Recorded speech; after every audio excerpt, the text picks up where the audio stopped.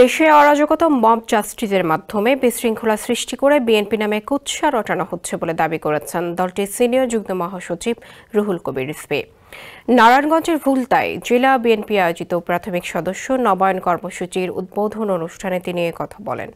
তিনি আরও বলেন, ছোট ছোট শিশুদের দিয়ে বিএনপির নামে কুৎসা রটানো হচ্ছে, অথচ শহীদ প্রেসিডেন্ট জিয়াউর রহমানের নেতৃত্বে স্বাধীনতার ঘোষণা ও সুশাসনের প্রতিষ্ঠা আজও মানুষের মুখে মুখে।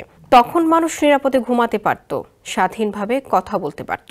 দলটির এই সিনিয়র যুগ্ম মহাসচিব বলেন, তারেক রহমানের কাছে যে কর্মীর বিরুদ্ধে অভিযোগ গেছে প্রমাণিত হলেই বহিষ্কার করা হচ্ছে। এই অনুষ্ঠান শেষে শহীদ পরিবারের মাঝে নগদ অর্থ বিতরণ করেন রুহুল কবির রিজভী।